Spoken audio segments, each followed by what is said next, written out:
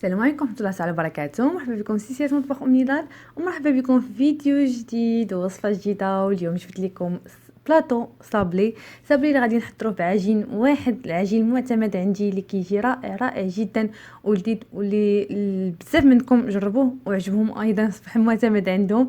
فيعني وصفة اللي ناجحة جدا وكتجي لذيذة وبنينة، وغادي يكون بلاطو بتشكيله جديده وراقيه جدا واللي كتجي رائعه. فهما توابع جديده وايضا مول ديال الشوكولا اللي جديد في الاسواق. فغادي نخليكم مع المقادير، طريقه التحضير وفرجه ممتعه. هنا بعد ما كنحضروا العجين ديال الصابلي، فالرابط ديال الوصفه غادي نخليه لكم في صندوق الوصف. وكما قلت لكم يعني وصفه اللي ناجحه جدا، كتجي مقرمشه، كتجي لذيذه. فشوفوا يعني دخلوا للرابط وشوفوا الوصفه وطبقوها لانه فعلا تستحق التجربه. كنحضر العجين هنا، ما خليتوش انا يرتاح، من الافضل تخليه يرتاح في الثلاجه. وكناخذ يعني قطعه من العجين واللي كنتلقى بين جوج ديال ورق ديال الطهي اولا من بلاستيك غذائي. هكذا كيسهل عليا يعني انني نطلق العجين بطريقه سهله. وهنا كما كتشوفوا يعني العجين عندي منقط، فكيتنقط بهذاك البودره ديال اللوز اللي كنديروه بالقشره ديالو. فبعد ما غادي ترجعوا للوصفه غادي تشوفوا يعني الطريقه، فكيجي شكله جميل. انا كيعجبني بهذا هكا منقط، وايضا حتى اللون ديالو ما كيجيش ابيض، فكيجي اللون ديالو غادي القهوي او البيج، فكيجي رائع جدا. وطبعا المذاق. وهادو هما الطوابع اللي غنستعمل. هذا طابع دائري عادي، وهادو جوج طوابع اللي جديده في الاسواق، هذا شكل مربع وهذاك اللي على شكل ورده. فهنا العجين اللي طلقت غادي نقطعو بشكل دائري لانه غنستعمل اولا غنزينو بواحد الدوائر ديال الشوكولا غنشوفوها من بعد، اللي كما قلت لكم يعني حتى هو المول ديالهم جديد. على هذا الشكل كنقلب الورق وكناخذ القطعه اولا العجين ديال الصابلي، الدائره ديال الصابلي، وكنصفها في انيه ديال الفرن. هنا الا يعني ما ساعدتكمش هذه الطريقه انكم تحيدوا العجينه اولا الدائره ديال الصابلي اولا يعني كيخسر لكم الشكل ديالها، فخذوا هذه العجينه ودخلوها للمجمد وخليوها تشد راسها شويه، وهي من بعد كتحيد لكم بسهوله. انه هنا ما خليتش العجين يرتاح في الثلاجه فكيبقى مطلوق شويه. هنا طلقت العجين من جديد وغنقطعوه بهذه القطاعه اللي كتعطينا هذا الشكل ديال ورده. فيعني هذا حتى هو شكل جديد في الاسواق. فكما كتشوفوا فيه تقريبا 2 4 6 8 ديال هذوك الوريقات اللي خارجين، على عكس كاينين قطاعات اللي كيكونوا فيهم غير 4 5 6، هذا فيه 8. وهنا غادي نعطيكم يعني جوج الاشكال باش نحضروا هذا الصابلي اللي كيجيو راقيين جدا. غادي ندخلو هنا المجمد. علاش؟ لانه هادو فيه هذوك العريشات اولا دوك الوريقات اللي خارجين غادي يجيو صعاب باش نحيدوهم، من الافضل يقبطوا راسهم. هكذا غادي يساعدوني من بعد. دونك غادي ندخلو المجمد وغادي ناخذ قطعه اخرى ديال العجين باش نكمل يعني التشكيل ديال الصابلي. كنطلق العجين من جديد دائما من جوج ورق طهي اولا بلاستيك غذائي. هذا العجين غادي نخليه شويه غليظ لانه غنقطعوه بقطعه مربعه فيها واحد الحفره في الوسط، فخص ديك الحفره تشكل ودائما يبقى العجين. فهنا خصو يكون شويه يعني غليظ العجين ماشي بزاف. ثم كناخذ القطعه اللي هي هذه مربعه وهي شكل جديد خارج في الاسواق. يعني كان خارج هذا الشكل مدور وهذا الشكل اللي على شكل مستطيل. وكنت خدمت لكم يعني فاش كانوا يلا خرجوا هذا البلاطو ديال الصابلي اللي كتشوفوا الان في الصوره. الرابط ديال الوصفه ديال هذا البلاطو غادي نخليها لكم في صندوق الوصف.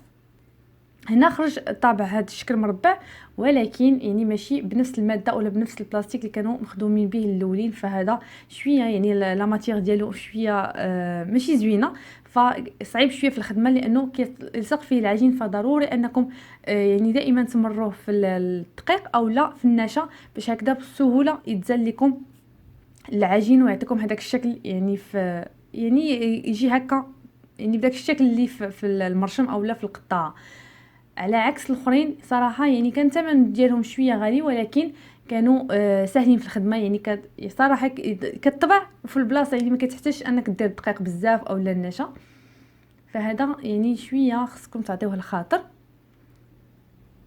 بالنسبه لهاد جوج طوابع يعني لا شكل ورده ولا هاد المربع فما كيتعداش 10 ديال الدراهم.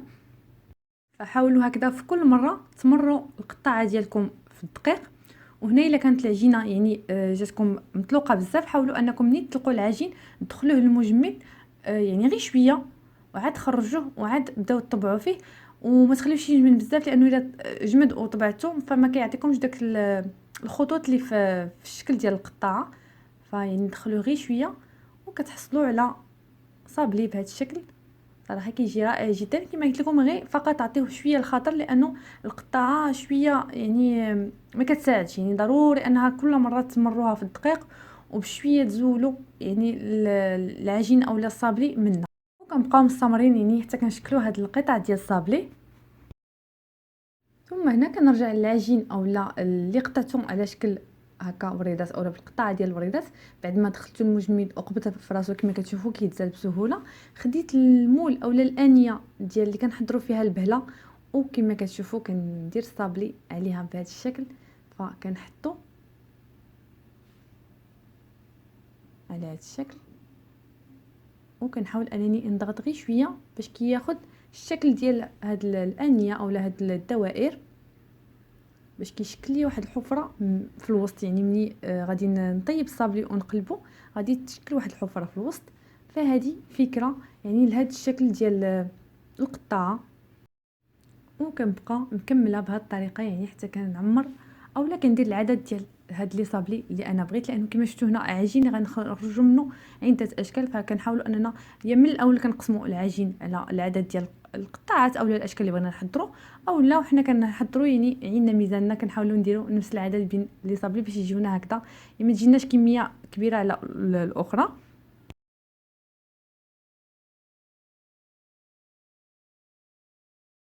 هنا ايضا يعني نفس القطاعه كنقطع هاد الوريدات وكنوضعهم في هاد الانيه اولا هاد المول ديال لي تويل. فهكذا باش كيجيو يعني على شكل اوفال، وكيجيو هذوك الوريدات يعني كنحاول انني نثنيهم بشويه باش من الجوانب باش كيعطيونا واحد الشكل حتى هو اللي كيجي جميل. فهادو جوج ديال الافكار، يعني يا اما نستعملوا الانيه ديال البهله اولا هاد الانيه ديال لي تويل. ومن بعد في التزيين غادي تشوفوا الشكل ديالهم كيفاش كيجي، فكيجي رائع جدا. وهي يعني افكار هكذا باش كنستغلوا هاد القطاعات. ففقط كنقطع هكا الوريده وكنحاول انني نوضعها وسط المول، كنضغط شويه باش كتاخد يعني الشكل ديال المول. وهذوك الوريدات اولا دوك الوريقات اللي كيكونوا في الجناب كنحاول انني نضغط عليهم شويه هكذا باش كيتمايلوا. كنبقى مستمره بهذه الطريقه. يعني هنا كما كتشوفوا شكلنا الاشكال بربعه اللي هو المربع والشكل الدائري، وهاد الجوج الاشكال اللي حضرناهم في الانيه ديال البهله والانيه ديال لي تويل. كندخل الصابلي ديالي الفرن على حراره مهيله باش هكذا كيطيب على خاطرو كيتحمر وكيجي مقرمش، لانه الحراره ملي كتكون مهيله فكيتقرمش لينا الصابلي. ونتلاقاو باش نشوفوا طريقه التزيين ديالو. فغادي نحضر كناش ديال الشوكولا الاسود اللي غادي نزين به الصابلي اللي شكلته على شكل اوريدات. فخديت هنا 80 غرام ديال القشطه طريه، من الافضل تكون خاصه بالطبخ، اللي غادي نوضعها على النار تسخن مزيان يعني حتى كتبدا اولا كتوصل مرحله الغليان. هنا من بعد ما كتغلي فكنضيف ليها تقريبا 160 غرام ديال الشوكولا الاسود، من الافضل نوع جيد باش كيبقى يعني المذاق ديالو رائع. وكنخليه هكذا يعني في هاد لاكريم بالسخونيه ديالها هو كيذوب، ثم كنحركو مزيان وكنخليه جانبا كيبرد. وهنا خديت هاد المول حتى هو كما قلت لكم جديد في الاسواق، اللي حضرت به هاد الدوائر ديال الشوكولا. فحضرتهم بالشوكولا الاسود، الشوكولا بالحليب. طبعا هذه لا باتا غلاسي يعني بديل الشوكولا ماشي شوكولا حقيقيه.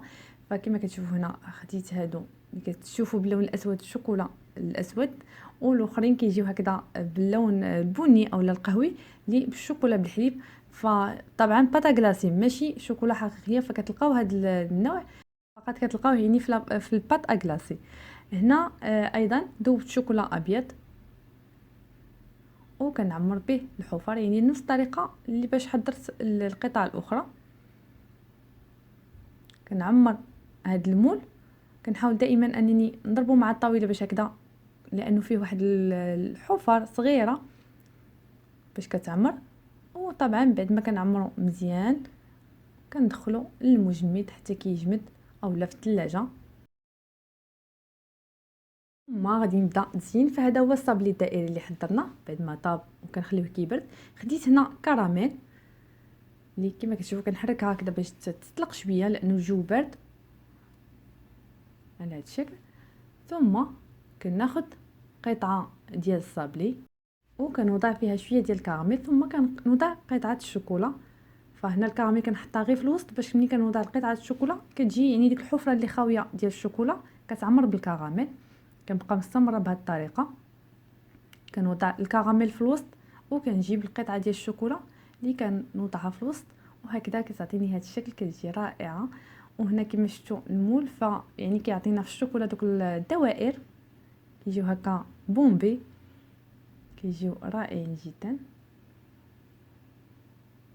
وكنمشيو بهذه الطريقه. فهنا كما شفتوا يعني بالشوكولا الاسود، الشوكولا الابيض والشوكولا بالحليب، واللي دائما بديل الشوكولاته اللي هي باتا كلاسي. كنبقاو مستمرين يعني حتى كنكملوا التشكيل اولا التزيين ديال هذا الصابلي الدائري ديالنا كامل. نزينوا الصابلي المربع، فكما كتشوفوا هنا زينته بالشوكولا، ديك الحفره عمرتها بالشوكولا، فالتزيين كيبقى اختياري لكم. فانا الصابلي يعني وجدته في واحد الوقت قصير، لانه كما شفتوا يعني كنت حضرت معكم اولا درت معكم لايف وقلت لكم من بعد راه غادي نحضر الصابلي، فكنت حضرته في هذيك العشيه، فحاولت انني هكذا نعطيه تزيين بسرعه، فممكن تزينوا كيف ما بغيتوا. فكناخذ هكذا الصابلي في، وممكن هكذا تزينوه بشويه ديال السكر الثقيل على هذا الشكل. كتاخذوا السكر اللي كديروه هكا في صفايه وكتبداو تضربوا مع ايديكم باش ينزل داك يعني السكر، ثم كتعمروا الحفره بالشوكولا. فيعني طريقه سهله، وممكن يعني تزينوا بلا سكر. فغادي ندير انا شويه بالسكر وشويه بلا سكر، يعني فقط غادي نعمر الحفره بالشوكولا. فهنا كما كتشوفوا يعني حتى هذه اللي بلا سكر كتجي رائعه. ودوك يعني الشكل ديال القطعه كيجي شكلها جميل، وكنعمرو بالشوكولا. وهنا وصلنا للتزيين ديال الشكل اللي درناه في الانيه ديال البهله، فكيعطينا هذا الشكل كيجي رائع جدا. خديت هنا لاكاناش بعد ما بردات ودرتها في بوش مع هذا الراس كما كتشوفوا. وغادي نحتاج ايضا هاد الحبيبات ديال الشوكولا. فهذا هو الشكل ديال الصابلي، وكنزينو بهاد لاكاناش، ثم كنوضع فوق منه هاد الحبيبات ديال الشوكولا. نحاولوا نركزوا على اللون الابيض لانه هو اللي كيبان اكثر.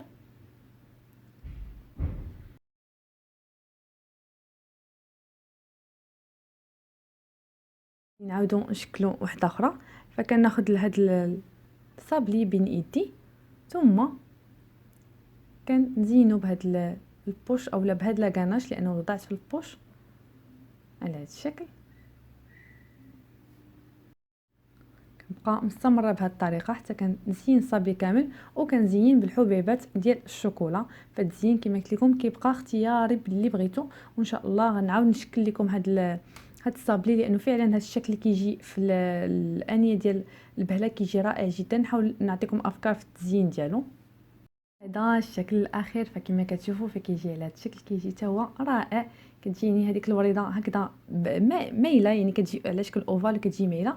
خديت لاكاناش وضعتها في بوش، وهنا استعملت هذا الراس اللي يعني عادي، ثم كنشكل فيه جوج هكا ديال الوريدات بهاد لاكاناش، وكنوضع فوق منهم حبات ديال اولا داك الكريسبي اللي باللون الابيض باش كيجي باين. كنزين بالبوش كنشكل هكذا جوج ديال الوريدات هنا، لانه الجو بارد حاولوا ما تخليوش لاكاناش تبرد بزاف باش تساعدكم انكم تزينوا بها. وكنبقاو مستمرين بنفس الطريقه حتى كنكملوا التزيين ديال الصابلي ديالنا، ونتلاقاو باش تشوفوا الشكل النهائي ديالو. اذا هذا الشكل النهائي ديال البلاطو ديالنا، وكما كتشوفوا كيجي على هذا الشكل كيجي رائع جدا. يعني بعجين واحد شكلنا عده اشكال وبافكار باش نستعملوا قطعات اللي كتكون هكا متوفره عندنا. ايضا كما شفتوا يعني انا استعملت لكم هنا اشكال ولا قطعات ومول ديال الشوكولا اللي جديده في الاسواق. فنتمنى هاد الافكار تعجبكم، ولا عجبكم الفيديو ما تنساوش تخليوا لي لايك، تعليق، اشتراك في القناه. وايضا للمزيد من المواصفات زوروا الموقع اللي هو www.cuisine-omnidal.ma. وما تنساوش تنضموا صفحتي على الفيسبوك اللي هي شيوات أمنيدال سواء بالعربيه ولا الفرنسيه. ومرحبا بكم دائما بالصحه والراحه.